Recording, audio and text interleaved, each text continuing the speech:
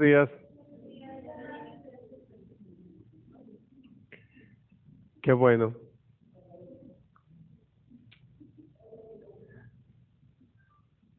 Pues vamos a comenzar.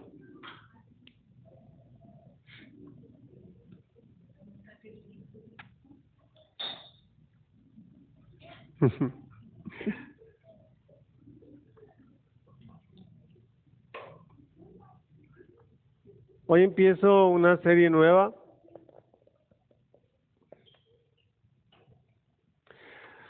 No lo planeo así, pero cada vez sale como serie. Entonces, esta será de, supongo, 3 semanas. Y yo la llamé la lógica ilógica de Dios. En muchos sentidos me parece que hablar de este tema es algo así como que navegar por aguas muy profundas, porque como humanos, bueno, ya saben, todos tenemos lo que le llamamos el sentido común y tenemos la tendencia a relacionarlo o a identificarlo con la lógica, ¿cierto? Y cuando alguien no actúa o no reacciona en base a ese sentido común o a esa lógica, nos sorprende, ¿verdad? Como que volteamos a ver a la persona y decimos, ¿qué? ¿Qué le pasa? ¿Verdad?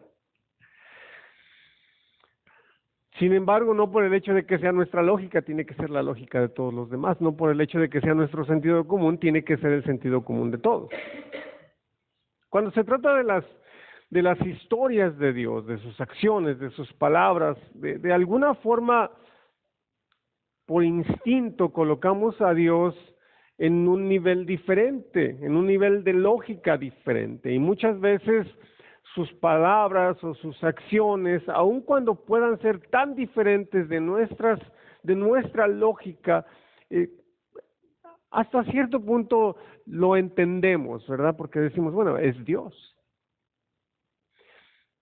Hay cosas, por ejemplo, que mencionamos a veces. Jesús nunca pecó y nos llama para que seamos igual que él. Y luego decimos, no, él nunca pecó, pero, pues claro, él es Dios, ¿verdad? Y francamente muchas de esas veces lo decimos así porque nos conviene, obvio, ¿verdad?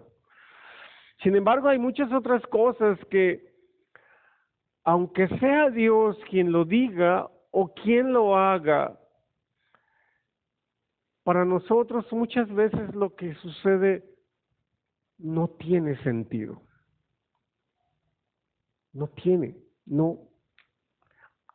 se convierte en algo ilógico en nuestro punto de vista. Y precisamente de ese tipo de historias o eventos es de lo que se trata este tema. Por algún motivo, a veces nosotros como humanos sentimos como si Dios tuviera o creemos como que Dios está obligado a darnos explicaciones de sus actos o de los acontecimientos que nos rodean. Mucha gente cuestiona y dice, bueno, es que si Dios existe, ¿por qué esto? ¿Por qué aquello? Obviamente lo cuestionamos a veces o deseamos que Él nos dé explicaciones más específicamente de los acontecimientos que a nosotros nos afectan y como consecuencia se nos olvida que nosotros en este mundo solamente somos huéspedes temporales. Dios es el dueño de la casa.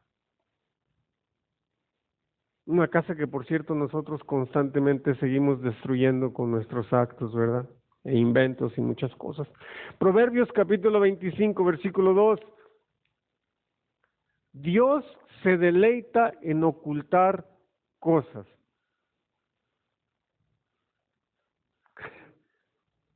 ¿Sí lo estamos leyendo? ¿En qué se deleitan ustedes? A lo mejor en ver el atardecer, a lo mejor en ver las montañas, las nubes así, una nube en medio de la montaña, montaña arriba, montaña abajo, a lo mejor en comer fritangas, qué sé yo. Encontramos deleite en muchas cosas. Dios, curiosamente, se deleita en ocultar cosas. Wow, qué gustos, ¿verdad? Pero es Dios. Los científicos se deleitan en descubrir cosas. Claro.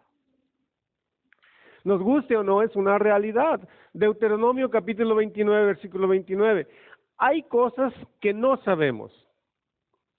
Esas pertenecen al Señor nuestro Dios. ¿Cierto? Hay cosas que no sabemos. Pero hay cosas que nos han sido reveladas a nosotros y a nuestros hijos para que las cumplamos siempre. Todos los mandamientos de esta ley, por ejemplo. Para el pueblo de Dios, esta afirmación debería ser más fácil de entender que para aquellos que no tienen a Dios en cuenta en su vida, ni siquiera para sus decisiones cotidianas. Después, en el libro de Isaías, capítulo 55, versículos 8 y 9, dice: mis pensamientos no se parecen en nada a sus pensamientos, dice el Señor, y mis caminos están muy por encima de lo que pudieran imaginarse. Pues así como los cielos están más altos que la tierra, así mis caminos están más altos que sus caminos y mis pensamientos más altos que sus pensamientos. Dios nos deja claro que sus pensamientos son tan diferentes a los nuestros por el simple y sencillo hecho de que Él es Dios. Él es Dios infinito, eterno, inmortal. Nosotros somos humanos de polvo, finitos, mortales, muy limitados. El mundo nos ha dado muchas mentes muy brillantes, ¿verdad? A lo mejor cuando pensamos en mentes brillantes, la primera persona que viene a nuestra mente es Einstein. Pero hay otras mentes brillantes, por supuesto Salomón, ¿verdad? Pero han oído, por ejemplo, de San Agustín, fue una de las mentes más brillantes. Y otra en la que casi nunca pensamos, el apóstol Pablo, fue considerado una de las mentes más brillantes, al grado que los gobernadores Félix y Agripa le dijeron: Pablo, la mucha letra te ha vuelto loco, porque era un hombre muy brillante. Él escribió en el libro de Romanos, capítulo 11, versículos 33 al 36, qué profundas son las riquezas de la sabiduría y del conocimiento de Dios. Qué indescifrables sus juicios e impenetrables sus caminos. ¿Quién ha conocido la mente del Señor o quién ha sido su consejero? ¿Quién le ha dado primero a Dios para que luego Dios le pague? Porque todas las cosas proceden de Él y existen por Él y para Él. A Él sea la gloria por siempre. Amén. ¿Han leído el libro de Job? ¿Han leído sus preguntas? ¿Han leído las respuestas de Dios? ¿Cuántas preguntas de Job respondió Dios? Ninguna. Léanlo otra vez, si no se dieron cuenta la primera. Ni una sola pregunta de Job respondió Dios. ¿A qué se limitó Dios? A algo que nosotros hacemos cuando entramos a un cuarto oscuro: a prender la luz. Dios trajo luz, no respondió preguntas. Y eso fue más que suficiente para Job. Más que suficiente. Tal vez han escuchado esto de que, o tal vez lo han dicho: oh, cuando llegue al cielo, lo primero que le voy a preguntar a Dios es esto. ¿Les ha pasado? ¿Lo han oído o lo han dicho tal vez? Francamente, yo no creo que vaya a ser necesario preguntar nada, porque va a ser lo mismo como con Job. La luz, toda la oscuridad va a ser dispersa, cualquier sombra, cualquier duda habrá desaparecido. El apóstol Pablo establece aquí la grandeza de Dios y el inmenso abismo de diferencia que hay entre Él y nosotros en cuanto a la sabiduría y al conocimiento, en cuanto a sus juicios y sus caminos, en cuanto a la vida misma. ¿Por qué? Porque Dios es vida. Dios es el autor de la vida, Dios es el sustentador de la vida. Muchas de las veces Dios decide revelar sus secretos o sus misterios a quien Él determina. Eso no sucede con la frecuencia que nosotros queremos y tampoco lo hace necesariamente con las personas que nosotros queremos. Por ejemplo, nosotros, ¿verdad? No siempre Dios nos revela a nosotros lo que consideramos un misterio. También, desafortunadamente, habrá muchos momentos en la vida cuando las circunstancias no van a tener sentido para nosotros, cuando lo que Dios hace o haga o hará no va a tener ningún sentido. Para muchos cristianos esta es una parte de la vida que tienen o tenemos la tendencia a ocultar, porque de alguna forma nos sentimos como si tuviéramos la obligación de justificar a Dios o de justificar sus actos. No es necesario. Muchas veces el plan de Dios puede incluir cosas que a nosotros simplemente no nos hagan sentido. Leti conoció a una familia en una de las colonias, joven la señora, menos de 40, tal vez menos de 35, tal vez menos de 30, no lo sé. Con 4 o 5 hijos, el mayor de 15 años, niño. Las demás niñas. La mujer se juntó con un hombre que era mucho más mayor que ella, porque bueno, pues como es más mayor, me va a cuidar, tarará, tarará. Llegó un día en que el hombre la echó a la calle, junto con sus niños. El niño mayor decidió, por instinto, seguramente, cuidar más a su mamá todavía. Cuidaba ya de ella, pero empezó a cuidarla más, empezó a ayudarla con sus hermanitas, etcétera, etcétera. El niño era un pilar tan importante en la vida de esta familia. Esa semana murió. 15 años tenía el niño. No tiene sentido, ¿cierto? Y así podemos encontrar 1000 historias, todos los días incluso, de eventos, de acontecimientos que para nosotros, ¿por qué? ¿Por qué pasan esas cosas? Realmente no encontramos el motivo, pero si todo eso pudiera causar en nuestra vida un vacío enorme y cualquier razón, cualquier cosa pudiera ser insuficiente para explicarnos. Pero realmente es cuando estamos en un punto así, cuando necesitamos regresar a nuestra fe, necesitamos regresar y refugiarnos en las promesas que encontramos en la palabra de Dios, sabiendo que muy a pesar de cualquier circunstancia, Dios continúa siendo todopoderoso, Dios continúa siendo soberano y sus planes para nosotros son perfectos. No tenemos todo resuelto, yo no lo tengo, tal vez ustedes, yo no tengo todo resuelto, no tengo la respuesta a todas las preguntas. Sin embargo, necesitamos tener en cuenta y tener la confianza de que todo, absolutamente todo lo que Dios ha dicho es verdad. Así es. Aunque muchas veces nos duela aceptarlo, Dios siempre está y siempre estará de nuestro lado, a nuestro favor, con nosotros, en nosotros y no en nuestra contra. Romanos 8:28 dice: ahora bien, sabemos que Dios dispone todas las cosas para el bien de quienes lo aman, los que han sido llamados de acuerdo a su propósito. Honestamente, Muchas veces cuando estamos enfrentando una situación difícil, estas palabras son las últimas que queremos escuchar. ¿Por qué? Porque estamos enfrentando una crisis, porque estamos viviendo esto o aquello. Y a lo mejor es algo que ya sabemos, pero no lo queremos escuchar. O si lo escuchamos decimos, ¿cómo es que esto ayuda para bien? No, no tiene sentido. Otra vez volvemos a la frase.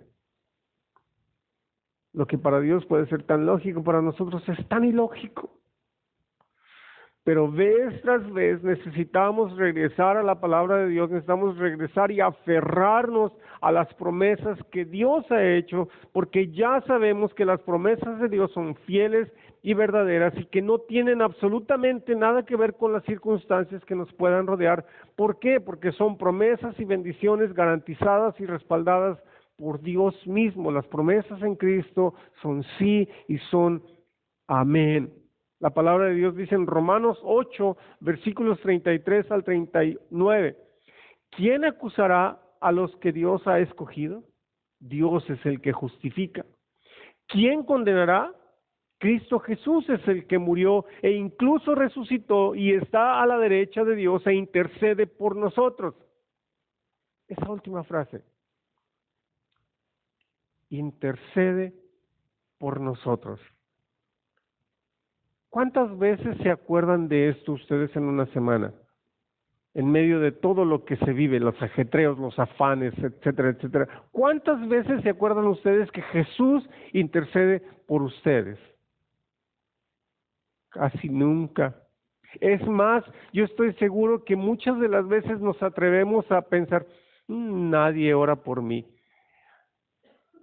¡Qué afirmación tan equivocada! Jesús intercede por nosotros. Y otra vez lo repite en el libro de Hebreos 7, capítulo 7, versículo 25, dice que Jesús vive perpetuamente para interceder por nosotros. ¡Qué padre! No hay nadie más especial para orar por nosotros que Jesús, y Él lo hace todo el tiempo.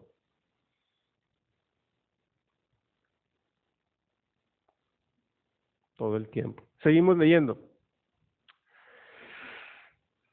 Ay, ¿dónde me quedé? Versículo 35. ¿Quién nos apartará del amor de Cristo? ¿La tribulación o la angustia o la persecución, el hambre, la indigencia, el peligro o la violencia? Así está escrito. Por tu causa siempre nos llevan a la muerte, nos tratan como a ovejas para el matadero. Sin embargo, en todo esto somos más que vencedores por medio de aquel que nos amó. Pues estoy convencido que ni la muerte, ni la vida, ni los ángeles, ni los demonios, ni lo presente, ni lo porvenir, ni los poderes, ni lo alto, ni lo profundo, ni cosa alguna en toda la creación podrá apartarnos del amor de Dios que Dios nos ha manifestado en Cristo Jesús, nuestro Señor. En el primer versículo del capítulo 8 de Romanos, Pablo les había dicho a los romanos, no hay ninguna condenación para los que están en Cristo. Y aquí lo vuelve a repetir, lo vuelve a confirmar, lo reafirma.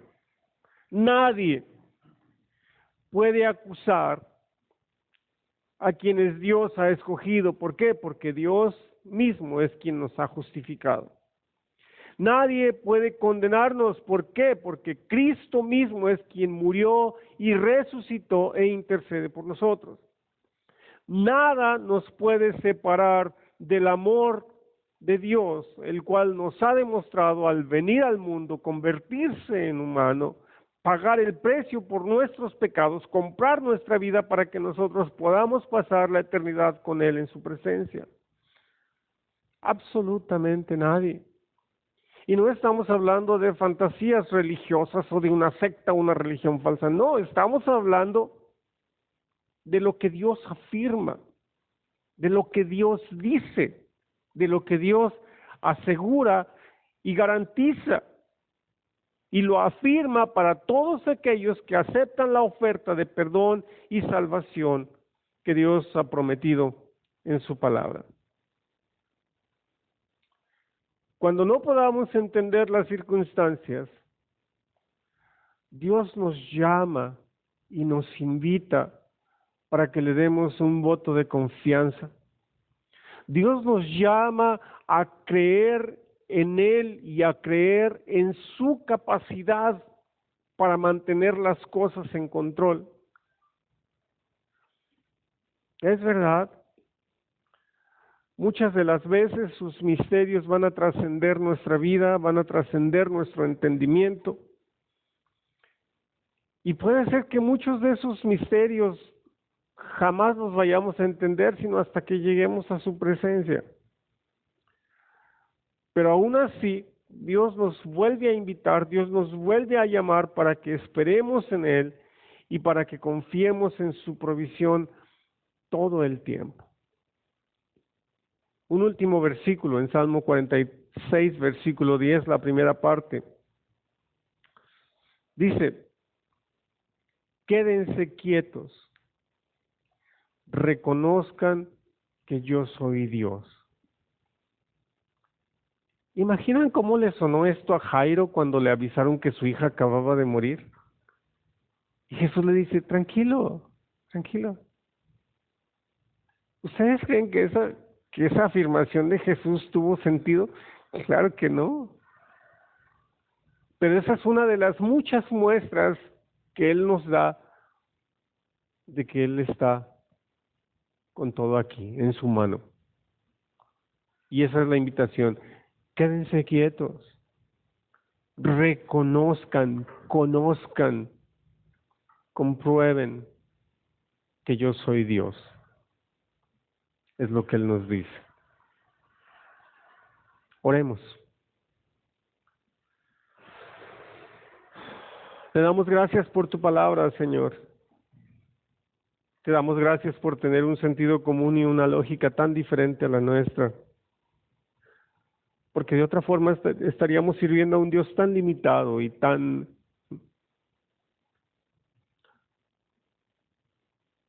fácil. Sin embargo, tú eres un Dios que disfrutas ocultar secretos, que disfrutas bendecir a tus hijos en maneras sorprendentes. Gracias, Señor, por tu bendición, por tu palabra, por tu cuidado, por tu luz que traes a nuestros corazones y por tomarnos en tus manos. Por favor, bendice a cada uno, por favor, ayúdanos para que esta semana podamos seguir creciendo en abandonarnos en tus manos, en lanzarnos al abismo de tu gracia, sabiendo que eres tú quien nos sustentas y nos sostiene todo el tiempo. En el nombre de Jesús. Amén. Amén. Este es uno de los temas del que no les voy a preguntar que si tienen preguntas.